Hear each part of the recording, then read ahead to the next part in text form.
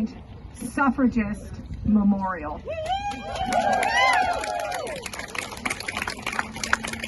I'm Pat Wirth, the Executive Director and CEO of this organization.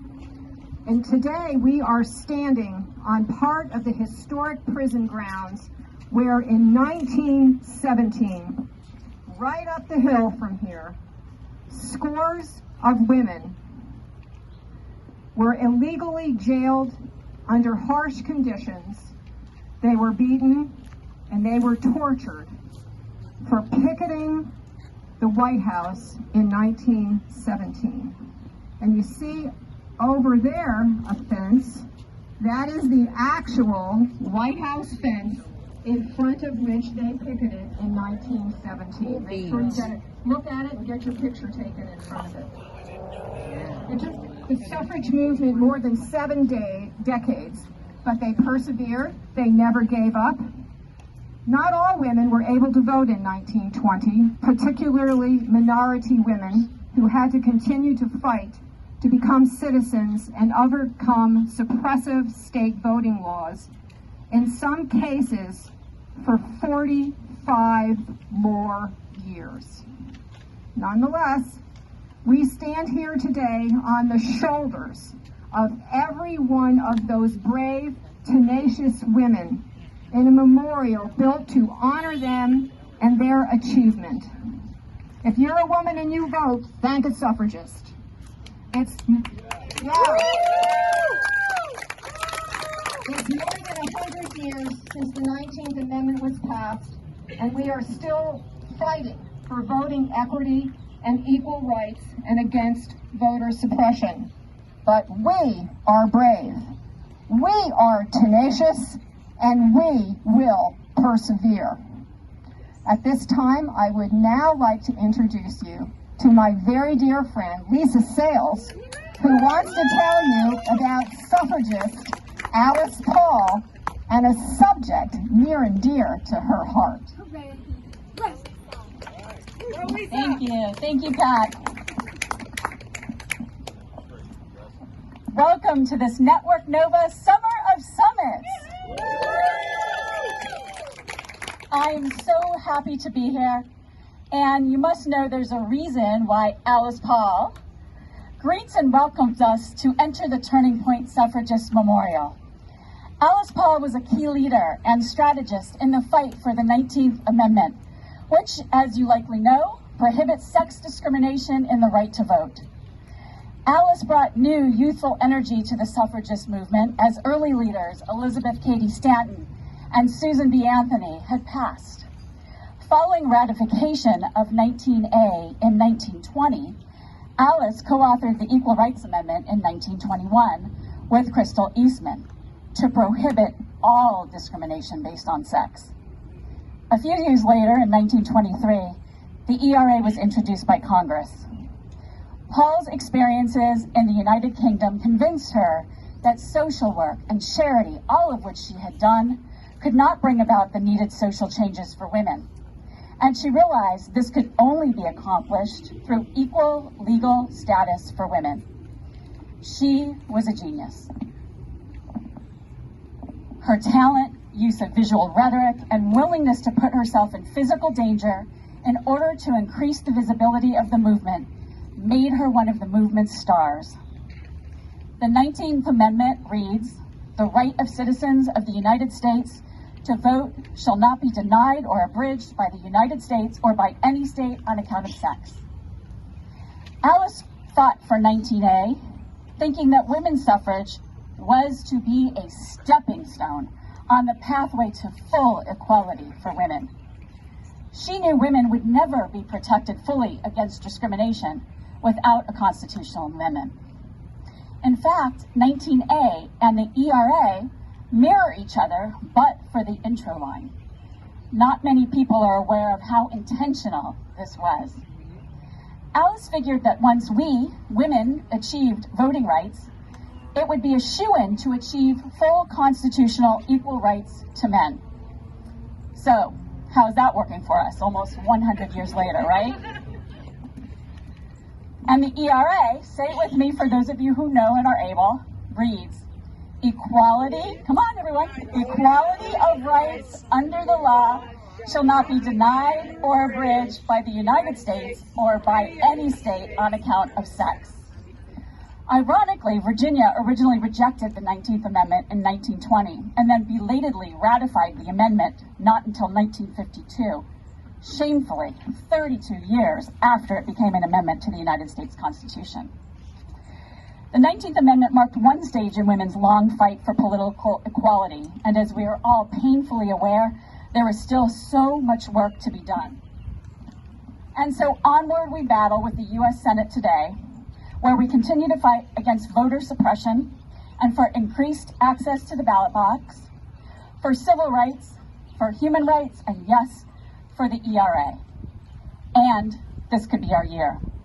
But it takes every one of us to maintain the pressure and keep these issues front and center, just as Alice did with 19A.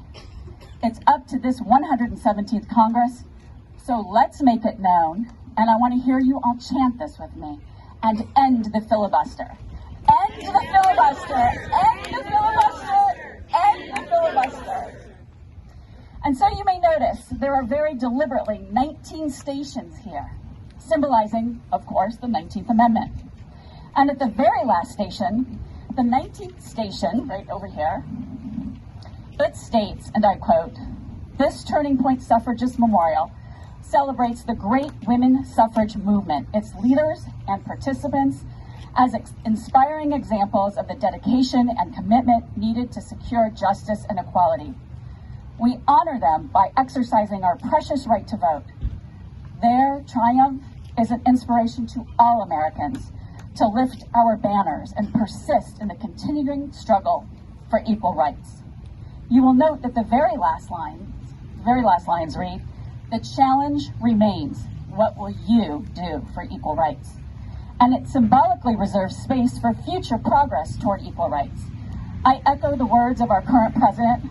We have to prove democracy still works, and we have to work to maintain it. I see a lot of parallels between our fight for voting rights and our fight for the ERA. So let's go out there together and get it done so we do not leave that last panel empty. Thank you. Ready? 1, 2, 3, 4.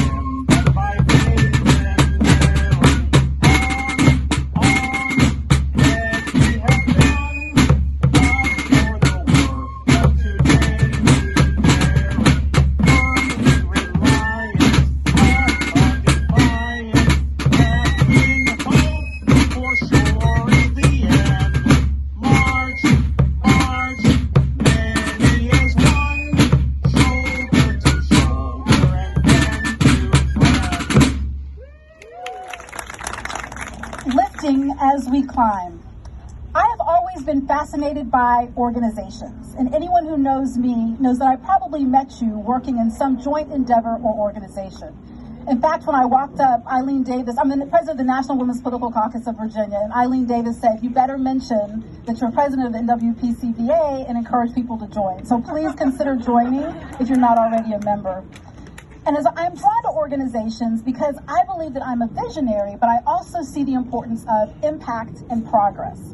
So when I think about women like Mary Church Terrell, it is such an inspiration to know that many of the organizations that I'm involved with today who preach the mantra of lifting as we climb, it's because of Terrell's visionary work that I have the opportunity to serve, whether it's with the NAACP, of which she was a co-founder, the National Association of Colored Women, of which she was a co-founder, or the National Association of University of Women, which she was the founder. Those organizations were and are still doing critical work. They were making sure that we lift as we climb. So I want you to think about for a moment what it was like to be a Black woman at the end of the 19th century and the beginning of the 20th century. Most of us were domestics. Jim Crow was alive and well. And I recently rewatched the movie The Color Purple. And if you remember the family and social dynamics, the domestic violence, the sexism, the racism, I think that was probably a good depiction of what it was like to be a Black woman in the American South at that time. So imagine in that context, but you still believe and you fight for something more. That's lifting as we climb. Despite the lack of support from white women with whom we wanted to pursue a higher purpose, to have a voice, to have a vote, to be heard, to leave a legacy for all women, Terrell still persevered. And let's remember some of the policies that Terrell fought for. We still have progress to make on those too. Whether it's nurseries and kindergartens for Black children, we're still fighting for quality, affordable childcare for all children. The right to vote, we have the right, it's still being suppressed. She also made a conscious effort to work across racial lines, something we are definitely still working on today. Just like we are still working on some of those same issues that Terrell fought for, her message still applies. Lifting as we climb was a phrase coined by Mary Church Terrell, and it rings true today. In Mary Church Terrell's words, in the unprecedented advancement made by the Negro since its emancipation, we take great pride and extract, therefore, both courage and hope. As I look around at all of you, I think about the work that we are doing together in union, in organizations. I see Terrell's fire, her vision, her passion, and her plea to have courage and hope in all of you. We are all doing visionary work. We have our sights set firmly on our goals, but we are making sure to bring more people along with us. As we confront the challenges of the future, as we continue the path that Mary Church Terrell blazed for all of us, let's continue to lift as we climb and secure a better future for us all. Thank you. Hello there. Are we having a good afternoon? Fantastic. Well, I was looking for a podium, so I'm going to fake it a little bit here. Work with me. Work with me. In 1913, 22 collegiate women from Howard University, an HBCU, and for those of you that don't know, an HBCU is? Oh, you've been to school. I love it, I love it, I love it. Organized my beloved sorority that I am honored to be a part of. I've been at Delta for 28 years and I continue to work for the sisterhood, Delta Sigma Theta Sorority Incorporated. And for those of you that are not familiar, let me just tell you a few. You know Stacey Abrams? Yes. She's still doing the work. Remember Shirley Chisholm? Yes. She was one of the first to run for president of the United States. Those are the sorors that I'm proud to be a part of. And I thank you so much. So an idea that filled a compelling need amongst the 22 founders, we were about social advocacy, social justice, social movement matters, and yes, we were fighting racism, and you better believe it, sexism. We had a sense and an obligation for a greater good. We wanted to make the world better. And with others around the world, we connected with Divine Nine. And for those of you that don't know, Divine Nine are all the African-American fraternities and sororities. And I thank them today as well. They're part of me and we're part of them. We're about scholarship, service, and sisterhood. Those are our purpose. 22 young women, barely out of their adolescent years, founded the sorority. Now think about this. 1913, black women at Howard University talking about, I'm going to be part of a march. And that is what we did. We celebrate 108 years today of our service, scholarship, and sisterhood. We participated, but let me tell you, we weren't quite welcome. We weren't quite welcome. And what they said was, okay, you black ladies, colored is what they called us then, you can walk in the back of the march. Now, these were black women. These were sisters. And they said, no. We walk where we want to walk. And they, with Mary Church Terrell, said, we will work with you because she was our mentor. That's our story. That's who we are. Alice Paul was one of those that said, well, I'm a little discouraged about these colored girls. Black women said, that's okay. We love you anyway, and we're going to march. And today, we celebrate all women because together, we make a difference. So I say that to you collectively, we fight sexism. Going forward, we must challenge racism and push out white supremacy on every level, no matter where it comes from. White sisters, we need you. Black and brown sisters, we need you. Women, we need each other. It takes a village. Let's continue to stay blue.